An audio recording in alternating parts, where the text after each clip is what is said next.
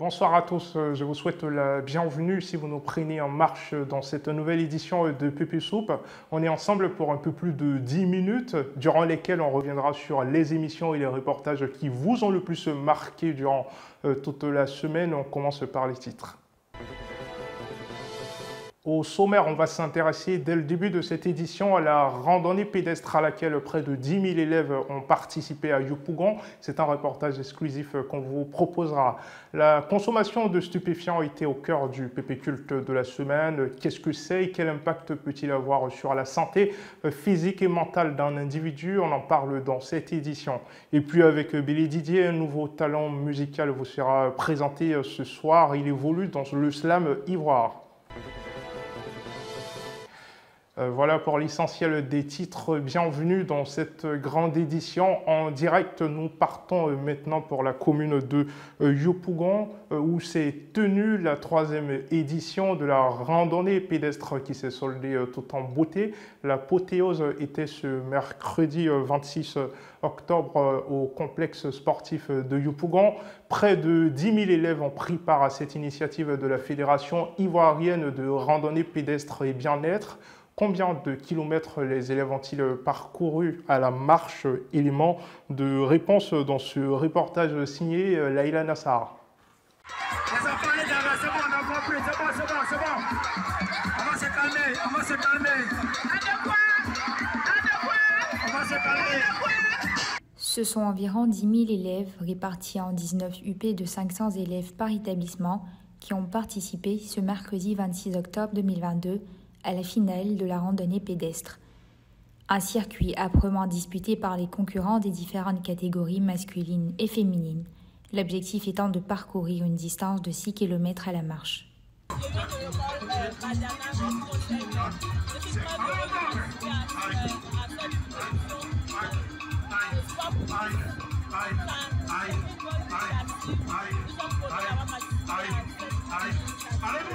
Je suis en 6e, mon école s'appelle Groupe Scolaire.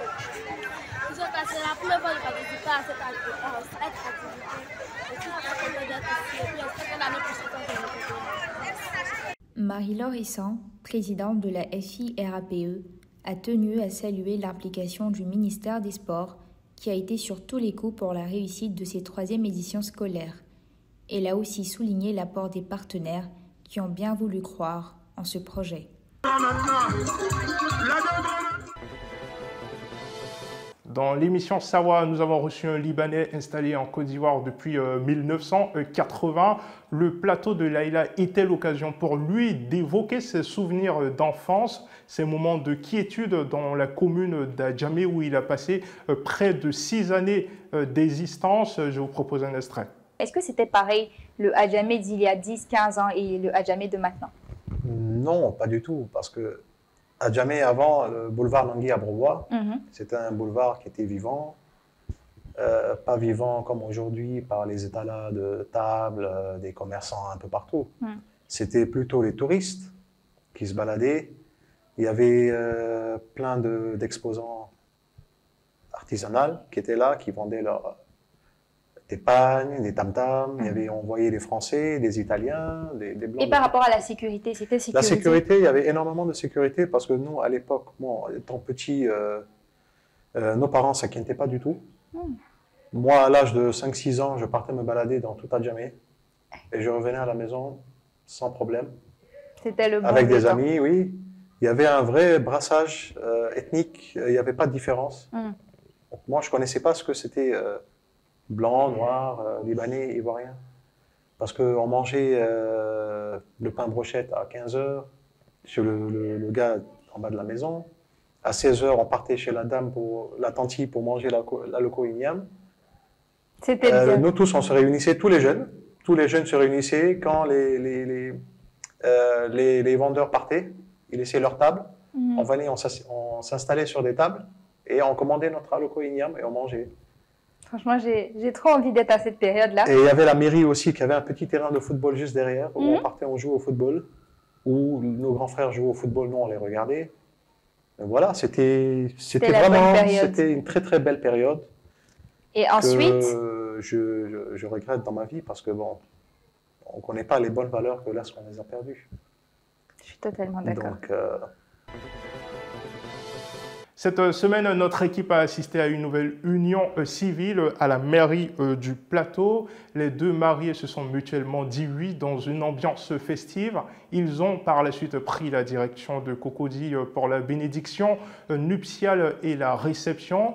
On a fait pour vous une compilation des moments marquants. Après leur rencontre, il y a de cela un bon nombre d'années, Valemissa et Aridiatou n'imaginaient pas se retrouver un jour devant le maire.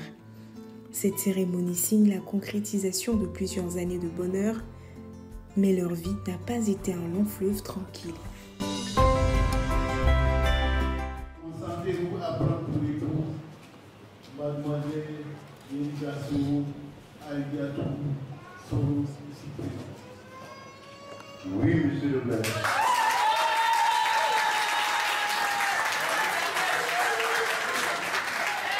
Mademoiselle Soros, consentez-vous à prendre pour lui monsieur Yalamissa Soros ici présent.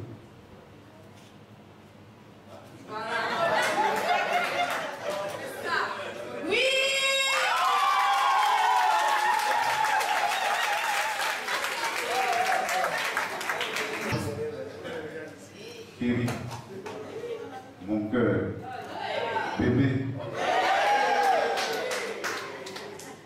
je te donne cette bague, signe de mon amour et de ma fidélité.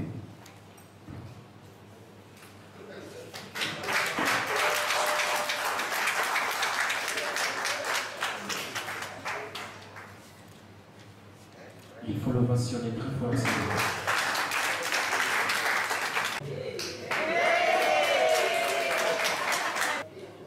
Mon amour, mon cœur, toi qui es tout pour moi, ma raison de vivre, je te donne cette alliance, signe de mon amour et de ma fidélité.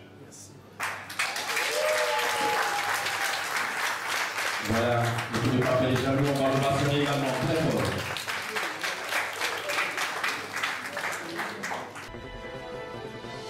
La consommation de stupéfiants était une fois de plus au cœur du PP culte de la semaine. À cet effet, nous avons reçu le guide religieux Fatal Paul qui a donné un enseignement sur cette thématique. Nous sommes d'ailleurs tentés de nous demander qu'est-ce qu'un stupéfiant et quel impact peut-il avoir sur la santé physique et mentale d'un individu. Je vous propose de suivre. Les stupéfiants. Un stupéfiant est un psychotrope, une substance chimique qui agit principalement sur l'état du système nerveux central et induit des modifications de la perception, des sensations, de l'humeur, de la conscience et d'autres fonctions psychologiques et comportementales. Un stupéfiant est une substance chimique qui peut déformer nos émotions. Qu'est-ce que la Bible dit à ce sujet? Genèse chapitre 19, à partir du verset 30, je lis cette histoire. Lot quitta Soa pour la hauteur et se fixa sur la montagne avec ses deux filles, car il craignait de rester à Soa. Il habita dans une caverne, lui et ses deux filles. L'aîné dit à la plus jeune, « Notre père est vieux, il n'y a point d'homme dans la contrée pour venir vers nous, selon l'usage de tous les pays. Viens, faisons boire du vin à notre père et couchons avec lui, afin que nous conservions la race de notre père. » Elles firent donc boire du vin à leur père cette nuit-là, et l'aîné alla coucher avec son père, et il ne s'aperçut ni quand elle se coucha, ni quand elle se leva. Le lendemain, l'aîné dit à la plus jeune, « Voici, j'ai couché la nuit dernière avec mon père. Faisons-lui boire du vin encore cette nuit, et va coucher avec lui, afin que nous conservions la race de notre père. » Elle fit boire du vin à leur père encore cette nuit-là, et la cadette alla coucher avec lui, et il ne s'aperçut ni quand elle se coucha, ni quand elle se leva. Les deux filles de Lot devinrent enceintes de leur père. Les deux filles de Lot devinrent enceintes de leur père. Dans le premier passage que nous avons lu, c'est l'histoire de Lot qui a été libéré, sauvé par Abraham à Sodome et Gomorrhe. Nous connaissons le péché de Sodome et Gomorrhe. Et il s'est retrouvé sur un territoire où il n'y a pas d'homme, avec ses deux filles. À un moment donné, ces deux filles vont avoir l'idée de lui donner à boire. On voit déjà dans ça que quand Lot a bu, Lot était dans un état d'inconscience, où il a couché avec ses deux filles sans se rendre compte. Comme chaque semaine, on vous fait découvrir un nouveau talent musical. Il s'agit cette fois de Sasuke, un slameur connu pour la profondeur de ses tests. Je vous propose de les découvrir maintenant. Bonsoir, bonsoir, bonsoir et bienvenue dans la grande édition de Pépé Soup. Alors comme tous les dimanches à votre retour de week-end, nous vous faisons découvrir un talent. Et ce talent que vous allez découvrir ce soir, c'est un talent du slam ivoire. Il s'appelle Sasuke. C'est quelqu'un de talentueux. Pour ne pas faire de la redondance, je vous demande de venir le découvrir.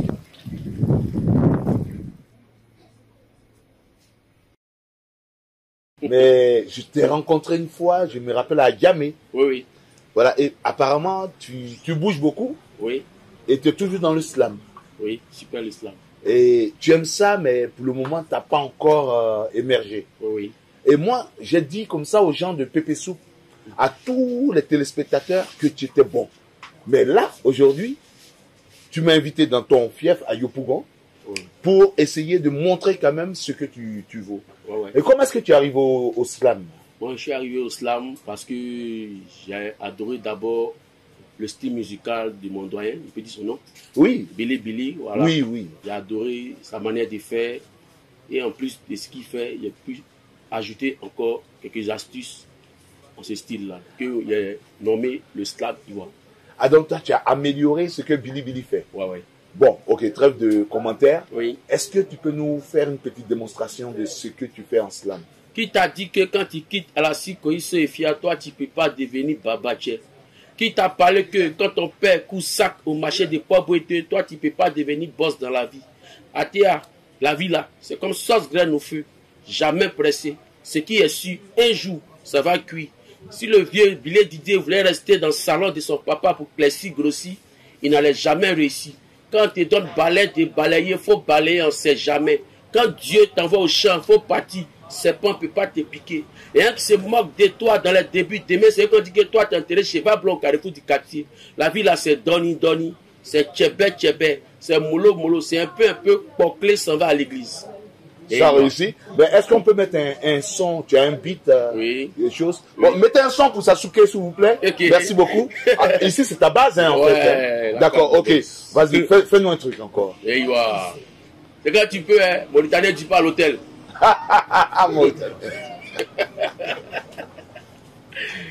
Et c'est le Okawaii.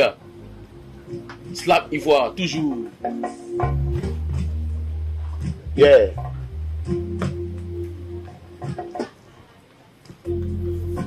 Yeah. Sasuke. Et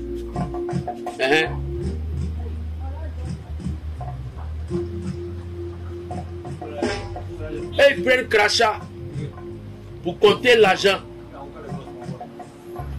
Nous on prend crachat pour faire lubrifiant. Les vieux là ils prennent caoutchouc pour attacher l'argent. Nous on prend ça pour attacher les cheveux. Tellement c'est moussinou à la maison là-bas. Ils ont retiré mon numéro dans le groupe WhatsApp de la famille. Parce que quoi? Ben chaton. Nous on ne peut pas élever. Ouais. Quand ils prennent les mousseaux, ils sont moyens chez Hassan. Ils mangent bien. Ils mangent les pizzas. Quand ils viennent à la maison, et ils nous donnent les proverbes bizarres. Que tu peux toujours arracher au pauvre son rêve.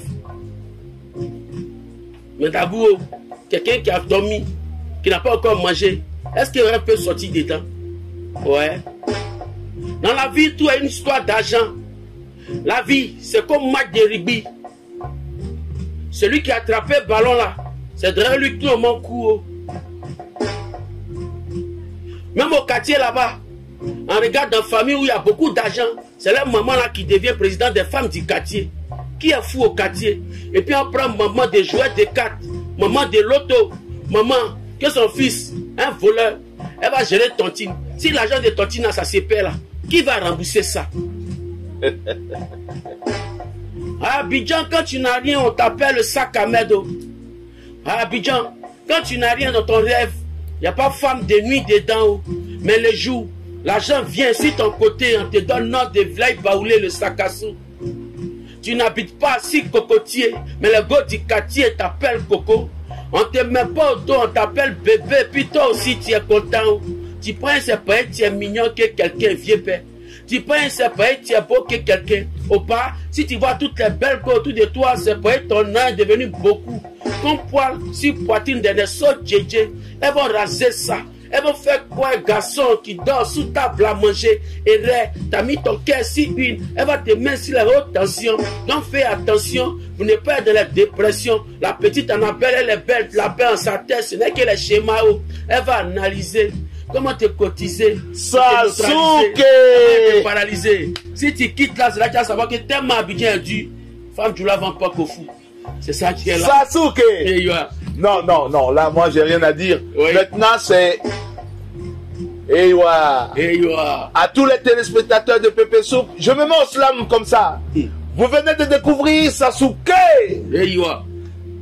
C'est un talent pur. Et c'est comme ça que ça se passe toujours dans la grande édition, tous les dimanches. Si vous avez aimé, likez, envoyez-nous vos commentaires, partagez, dites aux gens que ça se passe comme ça dans la grande édition. Et rendez-vous dimanche prochain pour la découverte d'un autre talent. C'est ainsi que nous refermons les portes de cette grande édition de Pépé Soup. Toute l'équipe et moi vous souhaitons un excellent mois de novembre. Recevez dès demain Yuna Shimizu pour de nouvelles actualités. Excellente soirée.